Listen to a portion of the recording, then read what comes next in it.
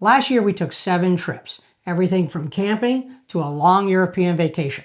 And in every case, we planned them the same way. Today we're going to cover the 7 steps we use when planning our trips to help us save money and prevent any regrets along the way. Welcome to Vets on Vacay. I'm Mike. And I'm Kathy. We're a military family helping veterans, retirees, and their loved ones travel better with insider tips, military-only deals, and access to exclusive resorts and benefits around the world. If you served, you've earned your vacation, and we're here to help you enjoy every minute of it. Step 1, figure out the calendar. First, we have to look at the things that are set in stone. For us, we have work commitments, school calendars, and some family events that we have to work around. For somebody else, they may have more flexibility because they're retired, but they have an annual family holiday, or they go to Sturgis every year. Whatever it is, just make sure that your calendar has all of the things that are set in stone that you can't move.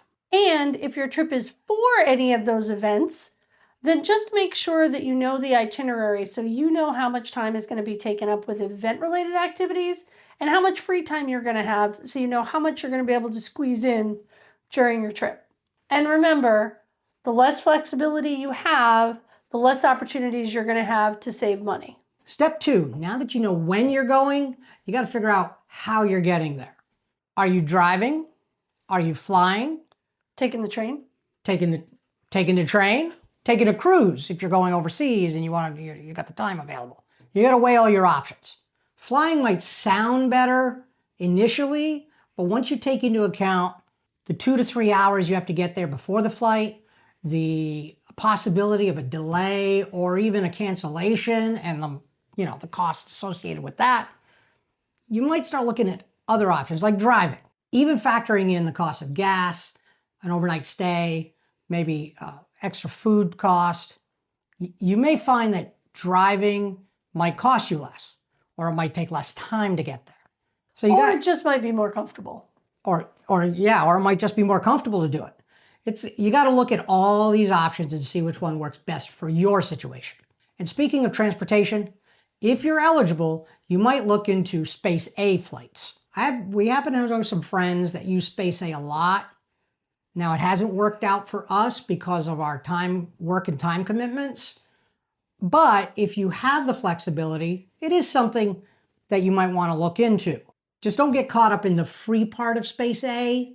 You do need to account for the fact that even with Space A, nothing is guaranteed. You could end up with a cancellation or an extra day delay on the flight, which will cause you to have to go get another hotel room, spend money on food. So there might be a cost factor there as well. It's just another option for you to look into. Step number 3, join a Facebook group. This is especially important early on. You can join a Space A Facebook group. You can join some destination Facebook groups. There's a lot of them out there. Check them out because they'll have things like, they'll give you reviews on hotels. They'll give you restaurant reviews, places that are worth going to, the places that, they've been to and they're just not worth it. Check out some YouTube channels that are destination specific. Before we took our trip to Paris, we found a YouTube channel called Les Frenchies, where they focus on everything Paris and France in general. We watched a lot of their videos to learn about transportation around the city, places to go that were worth it, hotels and restaurants to check out as well while we were there. Step 4, figure out where you're going to stay. So hopefully you've been scrolling through that Facebook group and you've gotten some ideas and recommendations about good neighborhoods, maybe some hotels to look at or avoid. And you want to add in any military-only resorts or military-only accommodations that you can look at. So that includes your Armed Forces Recreation Centers like Shades of Green or Halikoa, Navy lodges, on-base housing. And then while we haven't used it, there is the Armed Forces Vacation Club. We haven't used it and can't recommend it, but I know some people have used it successfully. So you can definitely take a look at that. And then do some price comparisons. So you should be looking at the Hotel Zone website, Costco, your credit card portals, travel portals. Basically, you want to look at wherever your options are for accommodations because the pricing can be pretty drastically different. Just be sure to take a look at the cancellation policies. Sometimes they look really cheap, but it's because they're non-refundable or you've got to cancel 30 days out. And that's really important for everybody, but especially if you're using Space A, because Space A, you don't get a lot of notice if you didn't make the flight. And so there's some additional cost there. If you use Space A, you can't get there on time and you've lost your prepaid car rental or you've lost a deposit on the hotel. So just be aware of that stuff when you're making your plans. And when you're deciding about your lodging, the other thing I recommend is that you put your options on a Google map along with the places you really want to see that are kind of high on your priority list. Because sometimes what you figure out is the hotel that's the least expensive is far out. And that means that you're going to have to spend both time and money getting into the city area where you're going to be spending most of your time. So you're really kind of wasting some of your vacation going back and forth. So just be sure to weigh that with the cost. Sometimes lodging is more of a priority with your destination. So if we really want to stay at Halikoa, then we want to book that earlier, both because places like Halikoa and Shades of Green tend to fill up, especially during popular vacation times. Keep that in mind. So if you sort of don't care where you're staying, you just need a bed to sleep in, you can wait until closer to your destination time to plan that. But if you really want to stay at a particular location because it's really cool or it's inexpensive, then make sure you book that earlier rather than later and try and make sure there's a cancellation policy that's good for you so that if you come across something that's a little bit better, you can cancel it and then book somewhere else. Mm-hmm. Step 5, check with the MWR at or near your vacation location. So you're going to be able to see if they've got discounts on theme parks, museums, fishing, boating. There's a lot of activities, both big and small, that MWR has access to for discounts. While usually MWR has fantastic discounts, just be sure to price check them in case the particular place you want to go has a special or they're doing a free day, let's say at a museum. You want to make sure you look at that too. Don't always assume MWR has the best price, but I will say a lot of times they do.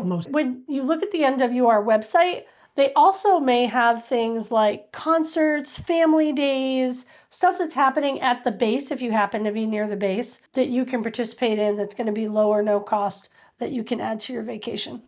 Now, sometimes MWR isn't available where you're going. So we went to Amsterdam earlier this year and we really wanted to take a canal cruise. So I did look at the company website of the canal cruise and the prices were good. But then I looked at Viator and those prices were just a little bit better. It was just a few bucks. But then I went through Rakuten through to Viator and stacked my discounts. So I got some cash back from Rakuten. I got, like $3 in Viator rewards that I can use for my next tour or whatever I'm going to do with Viator. And so it ended up being several dollars cheaper. And all that money adds up for a couple of cups of coffee, some chocolate to take home on the plane, or even to put a couple of euros in a street musician's hat. So I don't do it when I have to jump through too many hoops because time is worth something. But I do feel like looking at least a few of your options before you pull the trigger and make the purchase can be really helpful.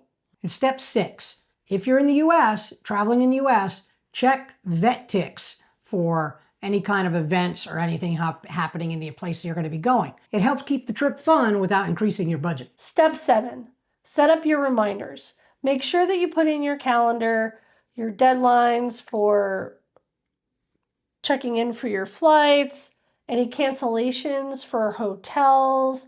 You want to make sure that you don't miss a deadline that's going to cost you money. And as part of this trip setup, make sure that everybody in your party has copies of the flight information, the boarding passes, hotel reservations, because you want to make sure that if anything should happen to your phone, you drop it in the Trevi fountain, or you run out of battery life and you're trying to get on that flight, that somebody else has that information as well. You're not always going to need it, but when you need it, you do. Save yourself a little stress later. And that's how we do it. But we'd love to hear some of the strategies you use to plan your trips. So be sure to put a comment down below so you can share it with the whole community. For Vets on Vacay, this is Mike. And I'm Kathy. We'll see you in the next one.